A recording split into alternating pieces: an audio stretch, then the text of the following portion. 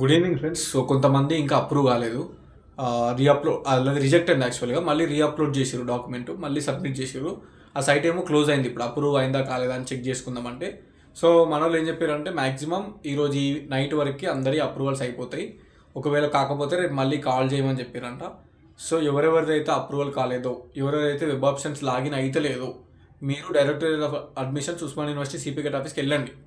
Because top 100 rank ఉన్న student ఇది, అది అప్రూవ్ కాలేదు. ఓకేనా, అప్రూవ్ కాలేదు, సంథింగ్ ఏదో ఇష్యూ ఉంది.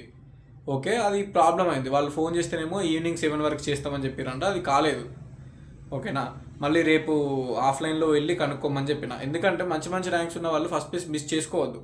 అండ్ ఈరోజు కూడా ఒక subscriber directorate of admissions Osman university దగ్గరికి వెళ్ళింది, సిపికెట్ ఆఫీస్కి. సో అక్కడ ఉన్నారంట కొంతమంది, ఈ అప్రూవ్ కాని వాళ్ళు ఎవరైతే ఉన్నారో వాళ్ళు వెళ్ళిర్రు. అండ్ అక్కడ డాక్యుమెంట్స్ అన్నీ కరెక్ట్గా చూపిస్తే వాళ్ళు అప్రూవ్ చేసిర్రు అక్కడనే.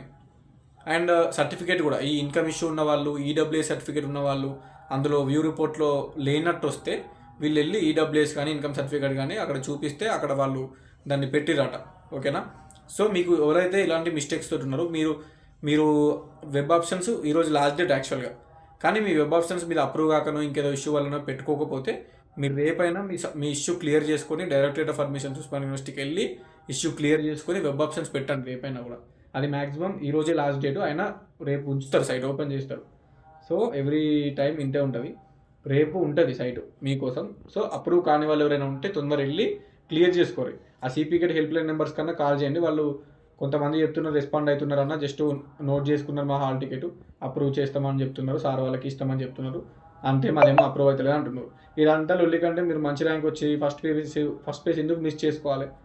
డైరెక్ట్ ఉస్మాన్ యూనివర్సిటీ వెళ్ళండి, హైదరాబాద్కి రండి. ఒక రోజు జర్నీ వేస్తే ఏం కాదు, ఎందుకంటే మీ లైఫ్ ఇది. మంచి ర్యాంక్ ఉంటే మంచి యూనివర్సిటీలో ఫస్ట్ పేజ్లోనే వస్తుంది seat. So don't miss first page.